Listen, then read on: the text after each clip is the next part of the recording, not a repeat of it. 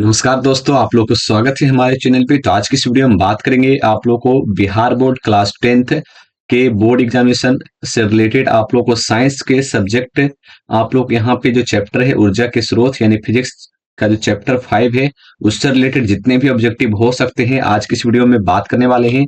जो भी candidate Bihar board की इस बार एग्जामिनेशन देने वाले हैं आप लोग इस वीडियो को जरूर पूरा देखिएगा। तो चलिए शुरुआत करते हैं। सबसे पहला जो सवाल यहाँ पे देखने को मिल रहा होगा, सबसे पहला दिया गया है कि निम्नलिखित में से कौन सा बायोगैस ईंधन का स्रोत नहीं है। पहला प्रश्न यहाँ पे दिया है कि निम्नलिखित में से कौन जो है यहाँ पे बायोगैस ईंधन का स्रोत नहीं है।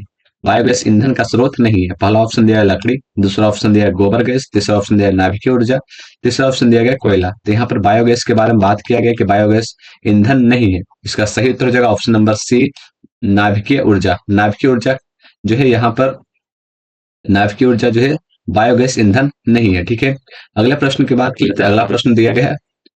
अगला प्रश्न दिया गया ग्लोबल वार्मिंग के लिए उत्तरदायी गैस है। ग्लोबल वार्मिंग के लिए उत्तरदायी गैस कौन सा है? ग्लोबल वार्मिंग के लिए उत्तरदायी गैस कौन सा है? पहला ऑप्शन दिया गया ऑक्सीजन है, दूसरा ऑप्शन दिया गया यहाँ पे अमोनिया है, तीसरा ऑप्शन दिया गया है कार्बन डाइऑक्साइड है, तीसरा ऑप्शन दिया चौथा ऑप्शन दिया गया नाइट्रोजन। तो इसका सही उत्तर हो जाएगा option number C, carbon dioxide है।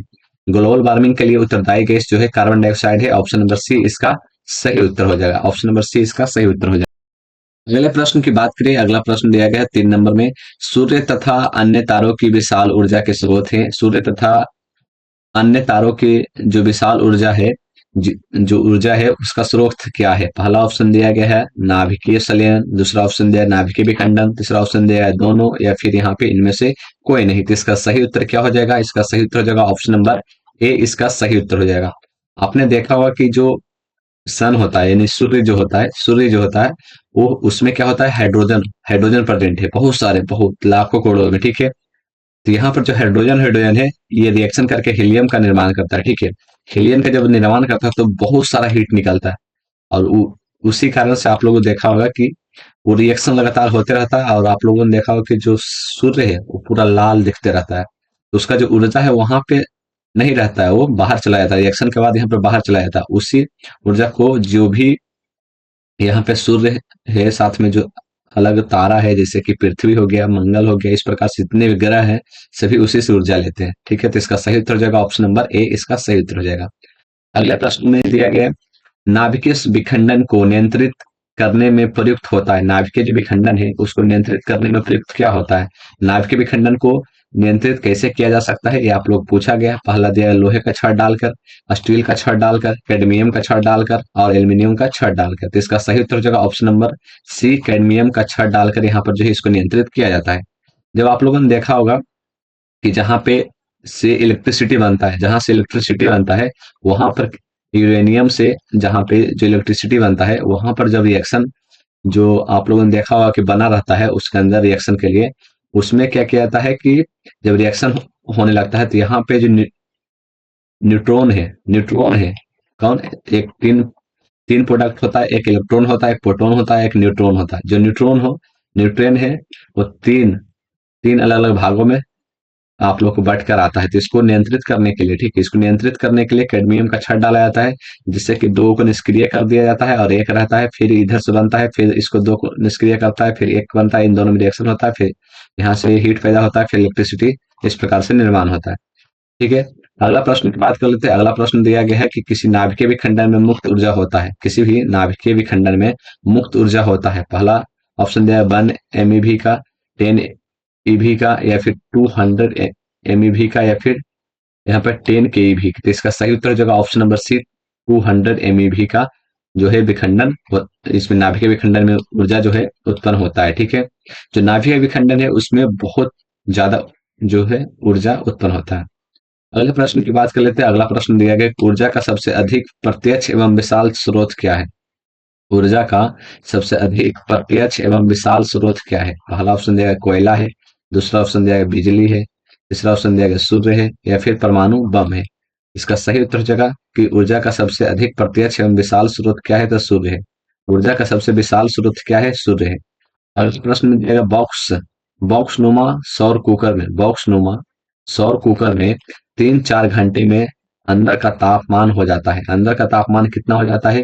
अंदर का तापमान हो जाता है 0 डिग्री सेल्सियस से लेकर 100 डिग्री सेल्सियस तक, 100 डिग्री सेल्सियस से लेकर 140 डिग्री सेल्सियस तक, 140 डिग्री सेल्सियस से लेकर 200 डिग्री सेल्सियस तक, और 200 से लेकर 1000 डिग्री सेल्सियस तक। तो इसका सही उत्तर हो जाएगा ऑप्शन नंबर बी कि 100 डिग्री सेल्सियस से 140 डिग्री सेल्सियस तक इसका जो सौर कुकर के अंदर का जो टेम्परेचर है वो हो जाता है। अगले प्रश्न की बात कर लेते हैं 8 नंबर में। 8 नंबर में दिया पवनों का देश कहा जाता है। पवनों का देश कहा जाता है भारत को, फिनलैंड को, डेनमार्क को, या फिर अमेरिका को। इसका सही उत्तर हो जाएगा ऑप्शन नंबर सी, जो पवनों का देश है। किसको कहा जाता है? पवनों का जो देश है उस किसको कहा जाता है? तो इसका सही उत्तर हो जाएगा ऑप्शन नंबर बी यानी कि सॉरी ऑप्शन नंबर सी यानी कि डेनमार्क को कहा जाता है। ऑप्शन नंबर सी डेनमार्क को कहा जाता है। अगले प्रश्न की बात करें। अगला प्रश्न दिया गया है कि पवन विद्युत जनित्र में पवन की चाल कम से कम कितनी होनी चाहिए? पवन विद्युत जनित्र में पवन की चाल है कम से कम कितनी होनी चाहिए? आप लोगों ने देखा होगा कि बहुत बड़ा बड़ा रेगिस्तान में जहां पर बहुत खाली जमीन है, जो उत्पादन वाले क्षेत्र नहीं होते हैं, वहां पर आपने देखा होगा कि ज्यादातर इस प्रकार से पंखा टाइप लगा रहता है। पंखा टाइप लगा रहता है, ठीक है। और ये लगातार हवा की वजह से घूमते रहता है। और इसके अंदर अंदर यहाँ पे तार, यहाँ पे सब कुछ पूरा कनेक्शन रहता है, नीचे मोटर रहता है, वहां से बिजली उत्पन्न होता है। और यहाँ से आप लोग को यही बिजली आगे चलकर एक यूनिट बना होता है कहीं पर, वहां पर जाकर स्टोर होता है और वहां से फिर बिजली हम लोग को मिलता है। ठीक है। तो यहाँ पर वही बोला गया कि पवन विद्युत जनित जो है पवन की चाल कम से कम कितनी होनी चाहिए कि ये जो पंखा है घूरे और घूरने की वजह से इलेक्ट्रिसिटी जनरेट हो। मतलब उसकी स्पीड यानी कि जो हवा का स्पीड हो कितना होना चाहिए कम से कम? तो कम से कम यहाँ पे 15 किलोमीटर पर आवर होनी ही चाहिए। ठीक है। 10 नंबर प्रश्न में दिया गया जीवाश्म ईंधन का उदाहरण। जीवाश्म ईंधन का उदाहरण क्या है? पहला दिया गया कोयला, दूसरा दिया गया लकड़ी, तीसरा ऑप्शन दिया गया गोबर गैस, या फिर इनमें से सभी। इसका सही उत्तर हो जाएगा कि जीवाश्म ईंधन का उदाहरण इनमें से सभी। ऑप्शन नंबर डी इसका सही उत्तर हो जाएगा। अगले प्रश्न की बात करें। अगला प्रश्न दिया गया प्राचीन काल में उष्मीय ऊर्जा का सबसे अधिक सामान्य स्रोत। जो प्राचीन काल है, प्राचीन काल में उष्मीय ऊर्जा का सबसे सामान्य स्रोत क्या है? सामान्य स्रोत क्या था? ठीक है। तो जो प्राचीन काल है उसमें उष्मीय ऊर्जा का सबसे प्राचीन स्रोत क्या था? पहला ऑप्शन दिया गया घास, दूसरा ऑप्शन दिया गया लकड़ी, तीसरा ऑप्शन दिया पवन, या फिर बहता जल। इसका सही उत्तर हो जाएगा ऑप्शन नंबर बी, लकड़ी जो है इसका प्राचीन स्रोत माना जाता था उष्मीय ऊर्जा के लिए। अगला बात कर लेते हैं। अगले सवाल 12 नंबर में दिया गया कार्य करने की क्षमता को क्या कहा जाता है? कार्य करने की जो क्षमता है उसको क्या कहा जाता है? पहला ऑप्शन दिया गया है बल, दूसरा ऑप्शन दिया गया शक्ति, तीसरा ऑप्शन दिया गया ऊर्जा, या फिर ईंधन। इसका सही उत्तर हो जाएगा ऑप्शन नंबर सी यानी कि ऊर्जा कहा जाता है। कार्य करने की जो क्षमता है उसको ऊर्जा कहा जाता है। ठीक है। अगले प्रश्न की बात कर लेते हैं। अगला प्रश्न दिया गया है गोबर गैस एक प्रकार की है। गोबर गैस एक प्रकार की है। गोबर गैस एक प्रकार की क्या है? पहला ऑप्शन दिया गया है कि प्राकृतिक गैस है, प्राकृतिक गैस है, बायोगैस है, लकड़ी है, चूल्हा है। इसका सही उत्तर क्या हो जाएगा? बायोगैस। बायोगैस है एक गोबर गैस की एक प्रकार है। ठीक है। 14 प्रश्न में दिया गया है कि नवीकरणीय ऊर्जा का स्रोत है। नवीकरणीय ऊर्जा का स्रोत कौन सा है? नवीकरणीय ऊर्जा का जो स्रोत है वो कौन सा है? पहला ऑप्शन दिया नाभिकीय ऊर्जा, दूसरा ऑप्शन दिया गया सौर ऊर्जा, तीसरा ऑप्शन दिया कोयले से प्राप्त ऊर्जा, या फिर प्राकृतिक गैस से प्राप्त ऊर्जा। इसका सही उत्तर हो जाएगा कि नवीकरणीय ऊर्जा का स्रोत है जो है ऑप्शन नंबर बी, सौर ऊर्जा। 15 नंबर प्रश्न में दिया है कि जैव गैस एक जो जैव गैस है, जैव गैस एक उत्तम ईंधन है क्योंकि इसमें मीथेन गैस पाई जाती है। क्योंकि इसमें मीथेन गैस पाई जाती है।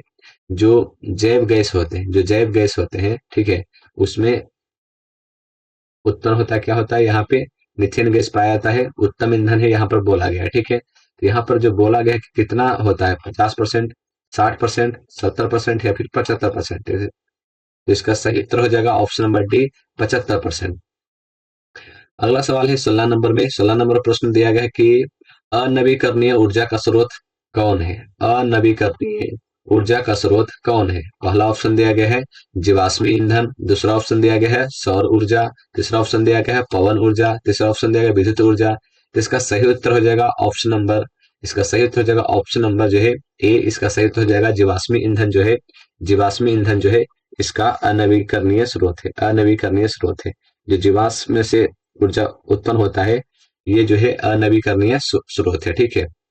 बाकी जो सौर ऊर्जा है, पवन ऊर्जा है, और जो विद्युत विद्युत ऊर्जा है, ठीक है, ये सभी जो है यहाँ पे नवीकरणीय स्रोत है। और जो अनवीकरणीय स्रोत है वो जीवाश्म ईंधन है। अगले प्रश्न की बात कर लेते हैं। 17 नंबर में दिया गया है कि सौर ऊर्जा को, जो ऊर्जा है उसको विद्युत ऊर्जा में परिवर्तित करती है। सौर ऊर्जा को विद्युत ऊर्जा में परिवर्तित करती है। पहला सौर ऊष्मक, दूसरा सौर कुकर, तीसरा सौर सेल या फिर विद्युत मोटर। इसका सही उत्तर कौन सा हो जाएगा? सौर ऊर्जा को विद्युत ऊर्जा में परिवर्तित करती है। पहला ऑप्शन हो जाएगा, दिया गया सौर ऊष्मक, सौर कुकर, सौर सेल, विद्युत मोटर। इसका सही उत्तर हो जाएगा ऑप्शन नंबर सी, सौर सेल। अगला प्रश्न की बात कर लेते हैं। अगला प्रश्न दिया गया है कि एक उत्तम ईंधन है, एक उत्तम ईंधन है। पहला कोयला, दूसरा लकड़ी, तीसरा पेट्रोलियम और चौथा जो है यहाँ पे जैव गैस। चौथा जो है आप लोग का जैव गैस दिया है।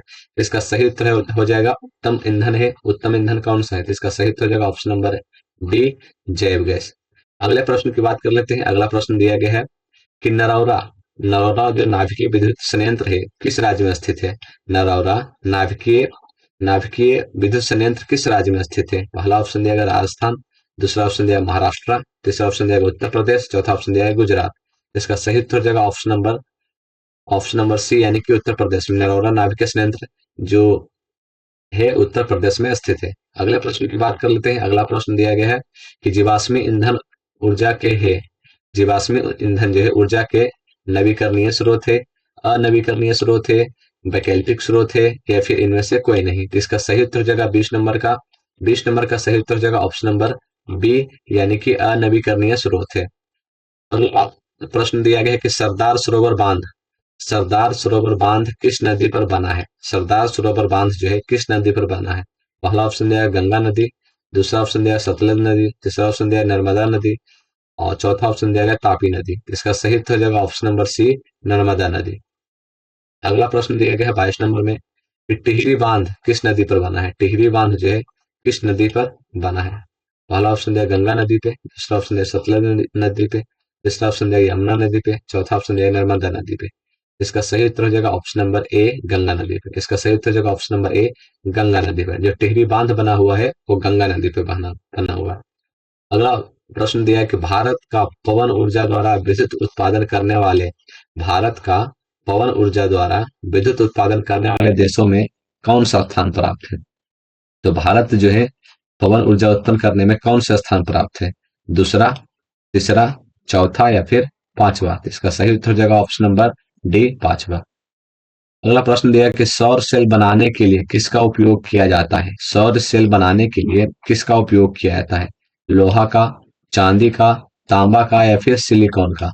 इसका सही उत्तर हो जाएगा 24 नंबर प्रश्न का ऑप्शन नंबर डी, सिलिकॉन का।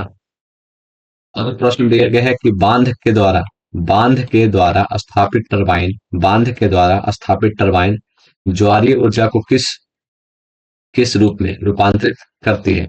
जो बांध के द्वारा टरबाइन के द्वारा जो ज्वारीय ऊर्जा उत्पन्न होता है उसको जो है किस ऊर्जा में रूपांतरित करता है? पहला ऑप्शन दिया गया है पवन ऊर्जा, विद्युत ऊर्जा, अस्थिर ऊर्जा या फिर यहाँ पे दिष्ट ऊर्जा। तो इसका सही उत्तर हो जाएगा ऑप्शन नंबर बी, विद्युत ऊर्जा में यहाँ पर जो है परिवर्तित कर देता है या फिर कह सकते हैं रूपांतरित कर देता है। अगले प्रश्न की बात कर लेते हैं। अगला प्रश्न आप लोगों को देखने को यहाँ पर मिलेगा। अगला प्रश्न दिया गया है कि ओटेक विद्युत संयंत्र केवल तभी प्रचलित होते हैं, ओटेक विद्युत संयंत्र केवल तभी प्रचलित होते हैं जब जब महासागर के पृष्ठक पर जल का ताप 2 किलोमीटर तक की गहराई पर जल के ताप में अंतर हो, तो जो है इसको उत्पन्न किया जा सकता है।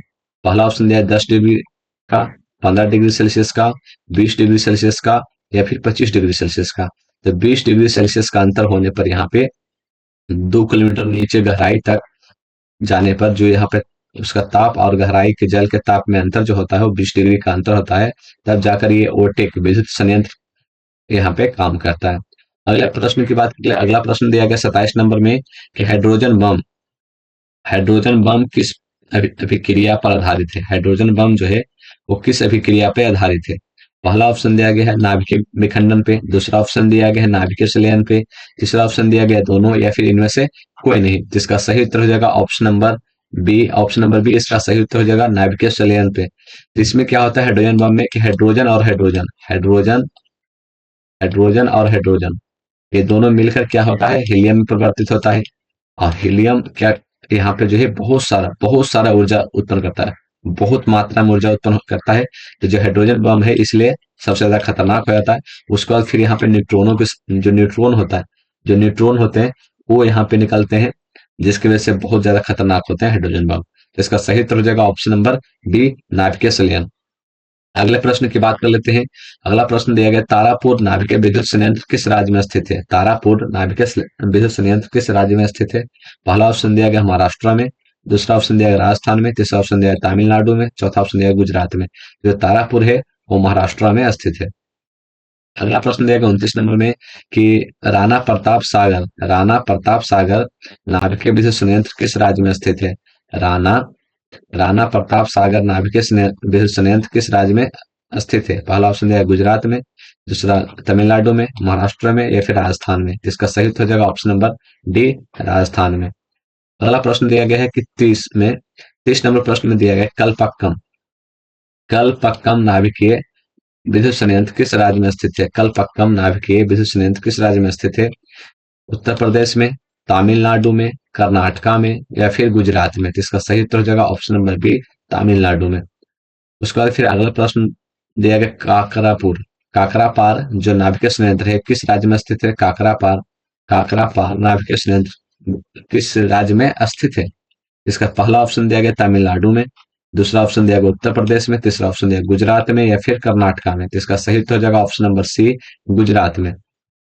32 नंबर प्रश्न पे चलिए। 32 नंबर प्रश्न में दिया है कैगा नाभिकीय विद्युत संयंत्र किस राज्य में स्थित है? कैगा नाभिकीय विद्युत संयंत्र किस राज्य में स्थित है? गुजरात, कर्नाटक, राजस्थान या फिर यहाँ पे महाराष्ट्र। इसका सही उत्तर हो जाएगा ऑप्शन नंबर बी, कर्नाटका में। इसका सही उत्तर हो जाएगा ऑप्शन नंबर बी, कर्नाटका में। कैगा नाभिकीय विद्युत संयंत्र किस राज्य में स्थित है? कर्नाटका में। इसका सही उत्तर हो जाएगा ऑप्शन नंबर बी, कर्नाटका में। तो आप लोग यहाँ पर जो इस चैप्टर से रिलेटेड इतने ही ऑब्जेक्टिव प्रश्न हो सकते थे जो आप लोगों को बोर्ड में इंपॉर्टेंट है, हमने सारे करवा दिए हैं। मिलते हैं नेक्स्ट वीडियो में। जय हिंद, जय भारत।